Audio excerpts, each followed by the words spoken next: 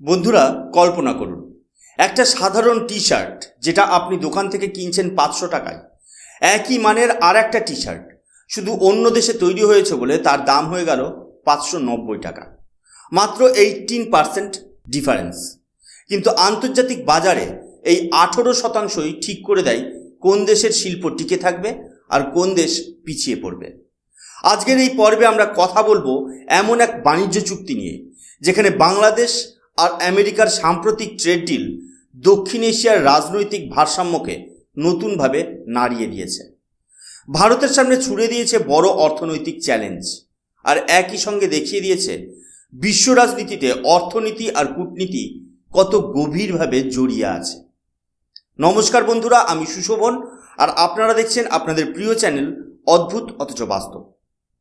America Bangladesh বাণিজ্য চুক্তি, তার রাজনৈতিক অর্থ, ভারতের বস্ত্রশিল্পের উপর এর প্রভাব এবং সবচেয়ে গুরুত্বপূর্ণ প্রশ্ন, এই চুক্তির প্রকৃত লাভবানকে আর দীর্ঘমেয়াদে এই প্রভাব দক্ষিণ এশিয়ার অর্থনীতিকে কোথায় নিয়ে যেতে পারে। প্রথমেই বড় ছবিটা বুঝতে হবে। বস্ত্র রপ্তানি মানে শুধু কাপড় বিক্রি নয়, এটা হচ্ছে কর্মসংস্থানের এক বিশাল ইঞ্জিন। কোটি কোটি মানুষ এই শিল্পের উপর নির্ভর করে। ভারত, চীন, ভিয়েতনাম আর বাংলাদেশ, এই 4টি দেশ বিশ্ব বস্ত্র সরবরাহ ব্যবস্থার বড় খেলোয়াড়।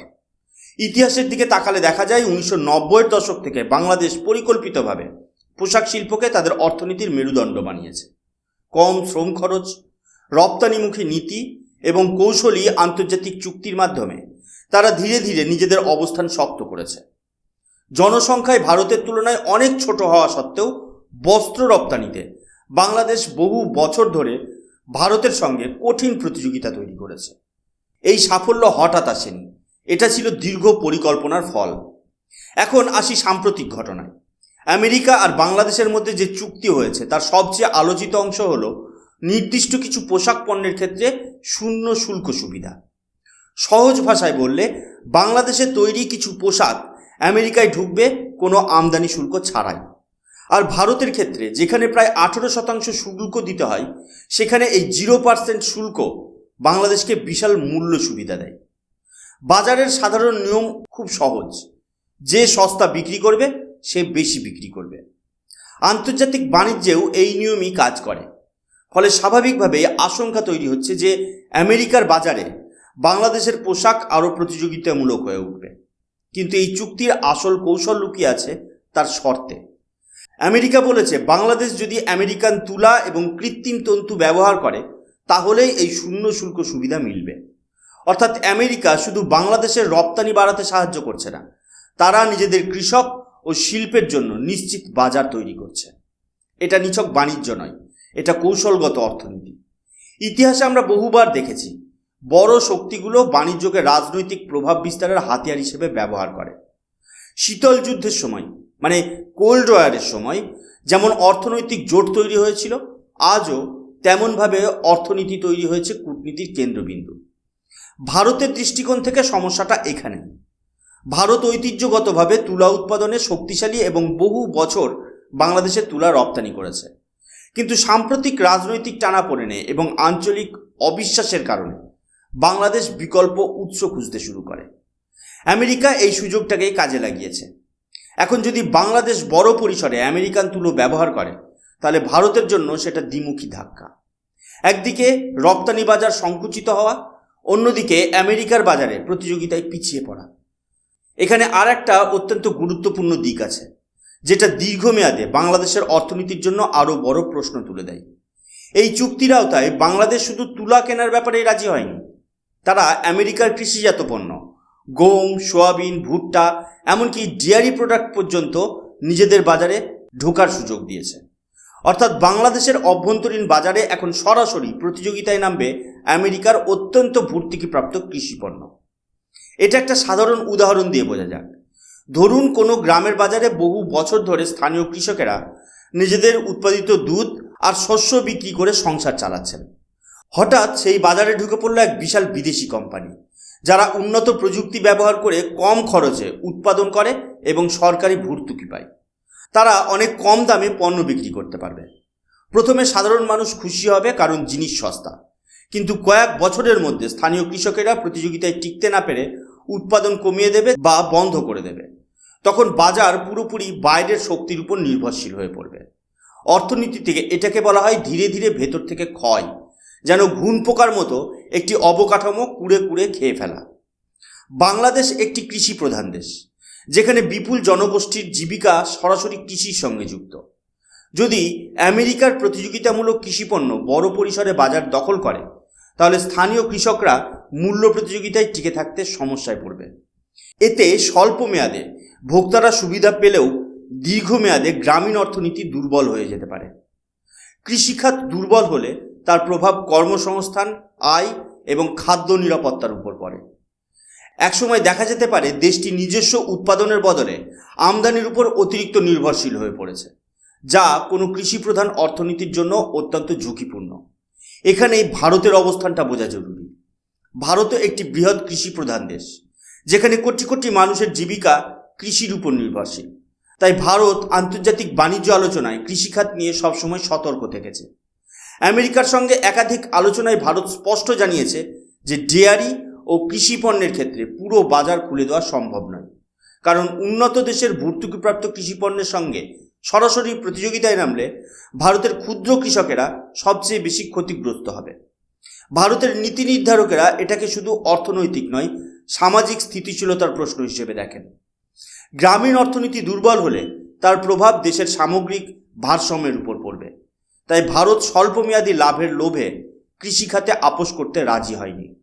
এই বিষয়টা দক্ষিণ এশিয়ার বৃহত্তর রাজনৈতিক প্রেক্ষাপটের সঙ্গেও যুক্ত। 1947 সালের বিভাজনের পর থেকে এই অঞ্চল পারস্পরিক অবিশ্বাস ও সংঘাতে জর্জরিত। আঞ্চলিক সহযোগিতার সম্ভাবনা থাকা সত্ত্বেও অর্থনৈতিক একতা শক্তভাবে গড়ে ওঠেনি। এই শূন্যস্থানেই বাইরের শক্তিগুলো নিজেদের প্রভাব বাড়ানোর সুযোগ পায়। বাংলাদেশ আমেরিকা চুক্তিটাকে সেই প্রেক্ষাপটে দেখলে বোঝা যায় এটা শুধু বাণিজ্য নয়, এটা প্রভাব বিস্তারের কৌশল। চুক্তির আরও কিছু গুরুত্বপূর্ণ দিক রয়েছে। বাংলাদেশ তথ্য আদান প্রদানের ক্ষেত্রে তুলনামূলকভাবে খোলা অবস্থান নিয়েছে, যেখানে ভারত তথ্য সুরক্ষা ও স্থানীয় সংরক্ষণের উপর জোর দিয়েছে, মানে ডেটা। আবার বাংলাদেশ আমেরিকান জ্বালানি ও কৃষিপণ্য বড় পরিসরে কেনার প্রতিশ্রুতি দিয়েছে। এর মানে বাংলাদেশের অর্থনীতি ধীরে ধীরে আমেরিকার সরবরাহ ব্যবস্থার সঙ্গে গভীরভাবে যুক্ত হচ্ছে। অনেক বিশ্লেষক এটাকে অর্থনৈতিক ঘনিষ্ঠতা হিসেবে দেখছেন। ভারত বরাবরই কৌশলগত স্বাধীনতা বজায় রাখার চেষ্টা করেছে, কারণ দীর্ঘমেয়াদে অতিরিক্ত নির্ভরতা একটা দেশের সিদ্ধান্ত গ্রহণের ক্ষমতাকে সীমিত করতে পারে। এখন প্রশ্ন, ভারত কি সত্যিই পিছিয়ে পড়ছে? বিষয়টা এত সরল নয়, আর এটাকে শুধু এক লাইনের উত্তরে বিচার করা ঠিক নয়। ভারতের শক্তি শুধু বস্ত্রশিল্পে সীমাবদ্ধ নয়। ভারতের আসল শক্তি তার অর্থনীতির বহুমাত্রিক কাঠামোতে। আমাদের রয়েছে বিশ্বের অন্যতম বৃহৎ অভ্যন্তরীণ বাজার, যেখানে প্রায় 150 কোটির কাছাকাছি মানুষের চাহিদা নিজেই একটি বিশাল অর্থনৈতিক ইঞ্জিন হিসেবে কাজ করে। এই অভ্যন্তরীণ বাজার ভারতের শিল্পকে এমন একটি স্থিতি দেয় যেটা অনেক রপ্তানি নির্ভর দেশের নেই। যখন বৈশ্বিক বাজারে ওঠানামা হয়, তখন ভারতের নিজস্ব বাজার অনেক ক্ষেত্রেই একটি সুরক্ষা বলয়ের মতো কাজ করে। তার পাশাপাশি ভারতের শিল্প কাঠামো অনেক বহুমুখী।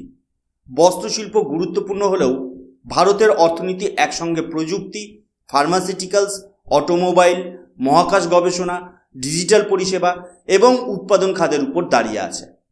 বিশেষ করে প্রযুক্তি খাত ও ডিজিটাল পরিষেবায় ভারতের অবস্থান বিশ্বে অন্যতম শক্তিশালী। এই খাতগুলো শুধু বৈদেশিক মুদ্রার আয় বাড়ায় না, বরং দেশের সামগ্রিক উৎপাদনশীলতা বাড়ায় এবং নতুন কর্মসংস্থান তৈরি করে। ফলে ভারতের অর্থনীতি একক কোনো শিল্পের উপর নির্ভরশীল নয়। এটা ভারতের বড় সুবিধা। একই সঙ্গে ইউরোপীয় ইউনিয়নের সঙ্গে ভারতের চলমান বাণিজ্য আলোচনা ভবিষ্যতের জন্য অত্যন্ত গুরুত্বপূর্ণ। ইউরোপ বিশ্বের অন্যতম বৃহৎ কনজিউমার মার্কেট। যদি এই আলোচনার মাধ্যমে ভারত বস্ত্র ও অন্যান্য উৎপাদিত পণ্যের জন্য ভালো শর্ত নিশ্চিত করতে পারে, তাহলে সেটা আমেরিকার বাজারে সম্ভাব্য ক্ষতির একটি বড় অংশ পুষিয়ে দিতে পারে। ইতিহাস বলছে, আন্তর্জাতিক বাণিজ্যে বিকল্প বাজার তৈরি করা একটি শক্তিশালী কৌশল। এক বাজারে চাপ তৈরি হলে অন্য বাজারে সুযোগ খোঁজা, এটাই দীর্ঘমেয়াদী অর্থনৈতিক স্থিতির পথ। তবে এটাও অস্বীকার করার উপায় নেই যে বস্ত্রশিল্পে বাংলাদেশের এই নতুন সুবিধা ভারতের জন্য একটি স্পষ্ট সতর্ক সংকেত। কারণ বস্ত্রশিল্প এখনও ভারতের লক্ষ লক্ষ মানুষের জীবিকার সঙ্গে যুক্ত। যদি আমরা দ্রুত শ্রম আইন সহজ করি, উৎপাদন খরচ কমানো, বন্দর ও পরিবহন অবকাঠামো উন্নত করা এবং রপ্তানিমুখী নীতিকে আরও কার্যকর করার মতো পদক্ষেপ না নিই, তাহলে প্রতিযোগিতায় পিছিয়ে পড়ার ঝুঁকি বাড়বে। আন্তর্জাতিক বাজারে প্রতিযোগিতা শুধু দামের লড়াই নয়, এটি দক্ষতা, গতি এবং নীতিগত সমর্থনের লড়াই। এই পরিস্থিতি তাই ভারতের জন্য এক ধরনের পরীক্ষা। এটা দেখার পরীক্ষা যে আমরা কত দ্রুত নিজেদের শিল্পনীতিকে আধুনিক করতে পারি এবং বৈশ্বিক প্রতিযোগিতার সঙ্গে তাল মিলিয়ে চলতে পারি। চ্যালেঞ্জ অবশ্যই আছে, কিন্তু ভারতের অতীত অভিজ্ঞতা বলছে যখনই বড় চাপ এসেছে তখনই ভারত সংস্কার এবং উদ্ভাবনের মাধ্যমে নতুন পথ তৈরি করেছে। তাই এটাকে পিছিয়ে পড়ার গল্প হিসেবে না দেখে বরং নিজেদের আরও শক্তিশালী করার সুযোগ হিসেবে দেখা উচিত।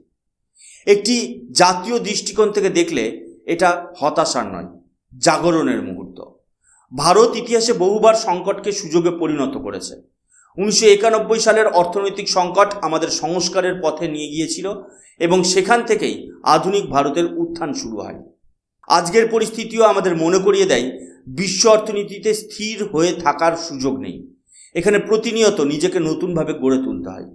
আরেকটি বড় শিক্ষা হলো আঞ্চলিক সহযোগিতার গুরুত্ব। যদি দক্ষিণ এশিয়ার দেশগুলো নিজেদের মধ্যে বাণিজ্য বাধা কমাতে পারত, তাহলে বাইরের শক্তির উপর নির্ভরতা অনেক কমত। কিন্তু বাস্তবে রাজনীতি ও নিরাপত্তা উদ্বেগ প্রায়ই অর্থনৈতিক যুক্তিকে ছাপিয়ে যায়। আমেরিকা সেই বাস্তবতাকে দক্ষতার সঙ্গে ব্যবহার করেছে এবং দ্বিপাক্ষিক চুক্তির মাধ্যমে নিজেদের অবস্থান শক্ত করেছে। শেষ পর্যন্ত যদি প্রশ্ন করা হয় এই চুক্তিতে সবচেয়ে বেশি লাভবান কে, সরল উত্তর হবে আমেরিকা। তারা তাদের কৃষক, শিল্প এবং রাজনৈতিক প্রভাব তিনটেকেই একসঙ্গে শক্তিশালী করেছে। বাংলাদেশ স্বল্প মেয়াদে বস্ত্রশিল্পের সুবিধা পেয়েছে, কিন্তু দীর্ঘমেয়াদে তাদের কৃষিভিত্তি কতটা সুরক্ষিত থাকবে সেটাই বড় প্রশ্ন। ভারতের সামনে এসেছে কঠিন প্রতিযোগিতা, কিন্তু একই সঙ্গে নিজেদের নীতি আরও শক্তিশালী করার সুযোগও এসেছে। আমাদের এখন সবচেয়ে জরুরি কাজ হলো বাস্তবতা মেনে নিয়ে দ্রুত কৌশল বদলানো, উন্নত অবকাঠামো, বুদ্ধিমান বাণিজ্য নীতি এবং দক্ষতা উন্নয়নের মাধ্যমে শিল্পকে নতুন উচ্চতায় নিয়ে যাওয়া। আন্তর্জাতিক বাজারে সম্মান কেউ উপহার দেয় না, সেটা অর্জন করতে হয়। আর ভারতের ইতিহাস প্রমাণ করে আমরা সেই অর্জনের ক্ষমতা রাখি। বন্ধুরা, আজকের এই বিশ্লেষণ এখানেই শেষ করছি। দক্ষিণ এশিয়ার অর্থনৈতিক ভবিষ্যৎ এখন এক গুরুত্বপূর্ণ মোড়ে দাঁড়িয়ে। এই রাজনৈতিক দাবার ছকে পরবর্তী চাল কি হবে সেটা সময় বলবে, কিন্তু একটা বিষয় পরিষ্কার, ভারতকে দৃঢ়তা, আত্মবিশ্বাস এবং দূরদর্শিতা নিয়ে এগোতে হবে। আমি সুশোভন, আপনারা দেখছিলেন অদ্ভুত অথচ বাস্তব। আবার দেখা হবে পরের পর্বে নতুন কোনো বাস্তব অথচ অবাক করা গল্প নিয়ে। ততক্ষণ পর্যন্ত ভালো থাকবেন, সুস্থ থাকবেন এবং দেখতে থাকবেন অদ্ভুত অথচ বাস্তব। জয় হিন্দ, বন্দে মাতরম, ভারত মাতা কি জয়।